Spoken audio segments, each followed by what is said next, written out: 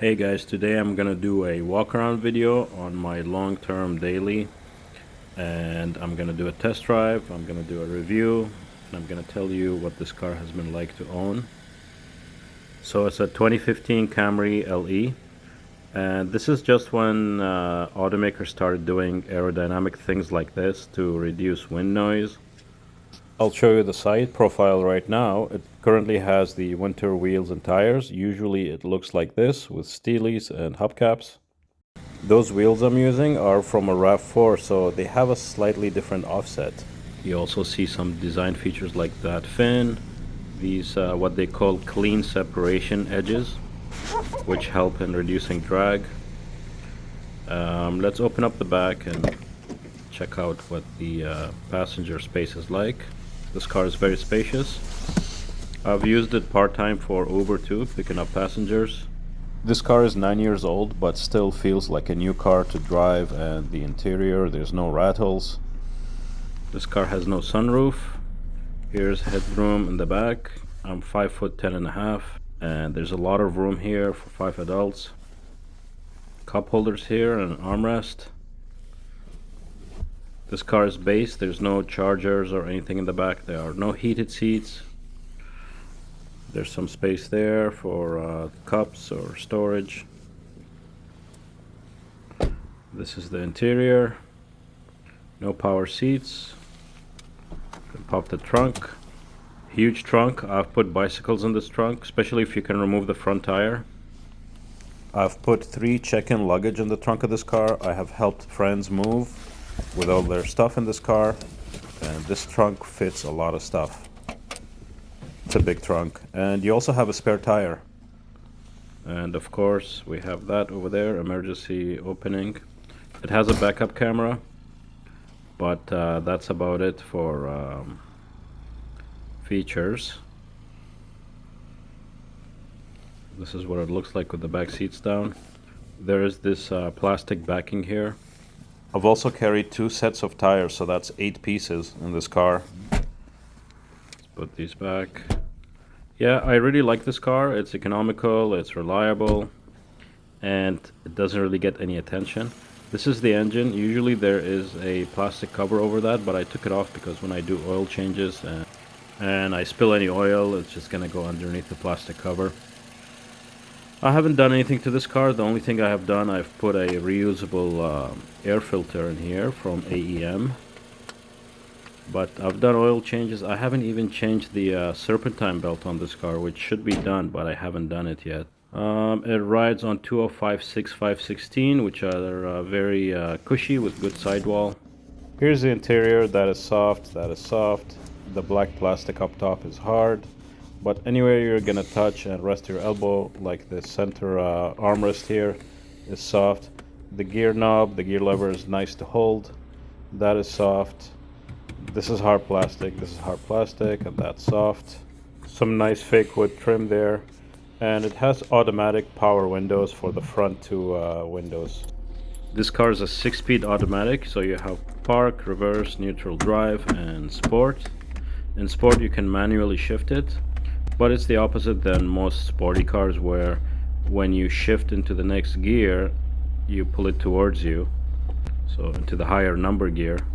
But this is the opposite. So if you want to downshift, you pull it back. And there is a reverse camera. There's no Android Auto, navigation, any of that stuff. Comes with a CD player. And there is a traction control button, and if you hold it, it turns off the stability control. This car, when I got it, I was actually surprised. It has electric steering, but it handles and turns really well for what it is, especially since it has 205 tires. There's a storage thing here. The parking brake is one of those American style ones where you push it with your foot. And there are dome lights here, one in the back. The visor here, somebody vandalized, I guess. No lights, has this extension piece.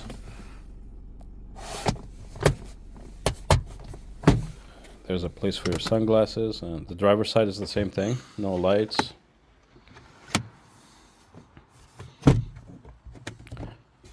There is an aux port here, a USB port. You can plug in your music through that. There are two 12-volt outlets. There are grab handles all around, even for the driver. And now we'll go for a spin. So I'm going to put the defrost. I'm doing this in the winter in Canada up here. And today is a cold day. And I have this car on winter tires. I have a dedicated winter and wheel tire set, so when the weather changes, all I do is remove 5 lugs and put on the winter wheels and tires. I actually got those wheels for free. They are originally from a Toyota RAV4, so same hole and bore pattern, but the only thing that's different is the offset, so that's why they appear slightly more sucked in. And then I bought 4 tires, winter tires, from someone who owned a Hyundai Sonata, and it's the same size, 205, 65, 16. This car is a 6-speed automatic, which is much nicer than a CVT, and also much more durable, which is why Toyota decided to use this in the Camry, because it's a bigger, heavier car than the Corolla, and that car has a CVT. CVTs aren't bad, especially in modern times, but an automatic transmission is going to be a bit more heavy duty than that. There are 2 things that I didn't like about this car, and I made some changes to. One, the seat can be uncomfortable for my back on long trips, and I think the person before me who owned this car was a bit heavier and maybe deformed the seat cushion slightly. So I got one of those comfort seat pads they sell on Amazon, which help a little bit. But ideally, I would have liked to redo the seat foam on the driver's seat, because even with the comfort pad, sometimes it's still not ideal, because the seat is kind of deformed on the outer side of it more. So it's kind of like building a house on a crooked floor. It helps, but it doesn't solve the issue actually. But I find my brother's 2017 Corolla seat to be more comfortable than this one. The other thing, these Toyotas, like the RAV4s and the Camrys, they come with a plastic oil filter housing, and that is supposed to be changed after every oil changes, because they develop micro fractures and they start leaking oil. So I switched that one over to a metal type, and I've made a video on that too. But this is actually what I'm talking about here. But other than those 2 minor things, this car has been great from a reliability point of view, maintenance, cost of ownership. From driving this car and doing maintenance on this car, because I do my own maintenance on all my cars, this car is very well built. It's very solid, and I owned Hondas before this. I had a Honda Accord before this, and that was a great car. That was a reliable car. But you can tell everything in this car.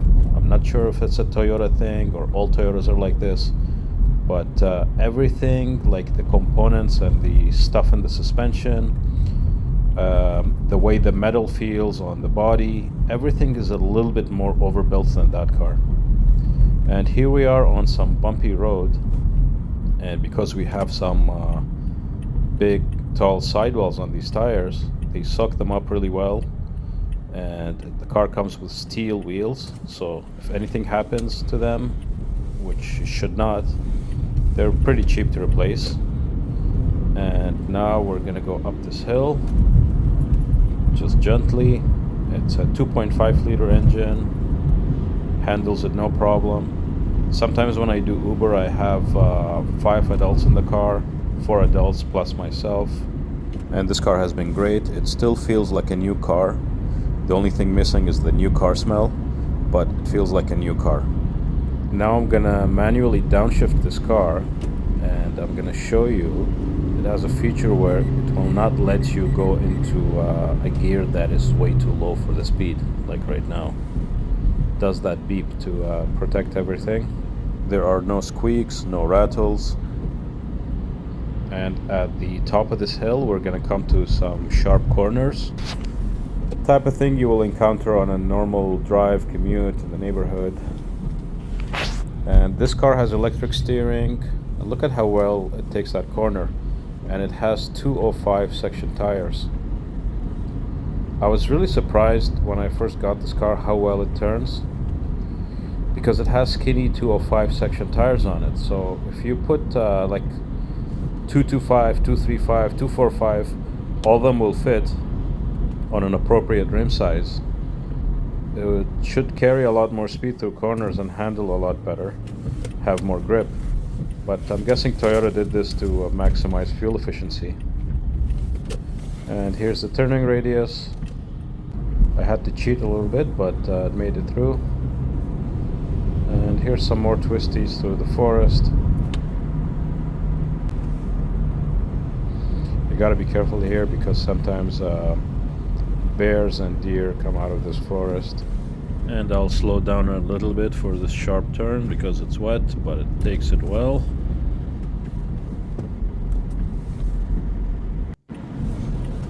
This car does not have blind spot monitoring, but it really doesn't need it.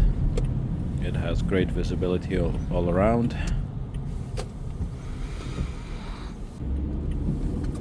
And there's nobody in my blind spot. Let's get around this pickup truck. And let's accelerate. We'll make this turn. See how well it takes this turn.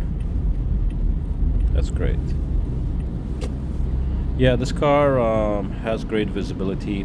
One thing Hondas did over time, like starting in 2010, they made the back glass, especially like the Generation 10 Civic, the back glass, they made it more slopey, bigger blind spot by the C-pillar. And they also made the front fenders a bit more bulky for pedestrian safety. But I'm sure they put all that stuff into the design of this car, but this car's proportions are great. So I can see the curbs really well. I've never hit the curb on this car trying to park, but with my Accord I have curbed the wheels before. And we'll do a quick acceleration here.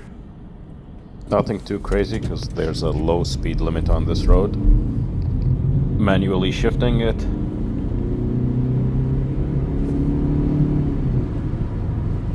Because I do find it kind of funny when they try to get a little bit more fuel efficiency from the shape, but then they create another problem where they have to put in blind spot monitoring, and it makes you less comfortable and confident driving this car around in traffic and changing lanes. But yeah, this car is a great daily driver. It's very durable, the engine, the transmission. Some people even supercharge these, and Toyota also sold superchargers.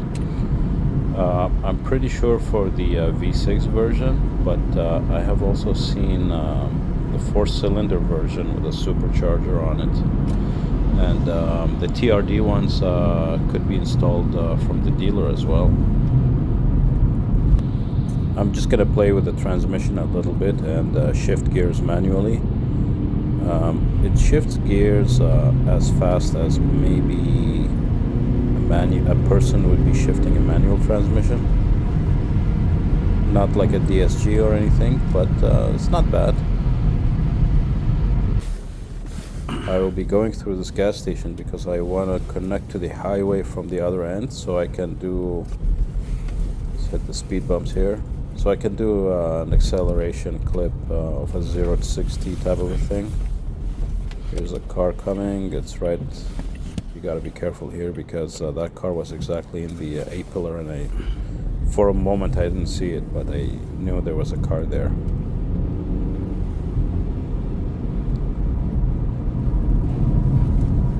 So we'll just merge onto the highway from here, and I'll give it the beans and show you what it's like with the foot down.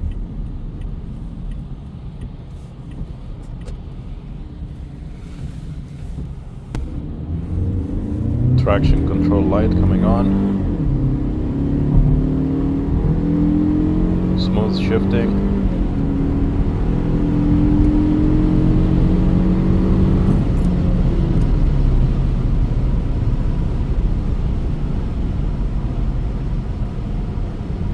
Yeah, so that's what it sounds like when you're accelerating hard, and it does it smoothly.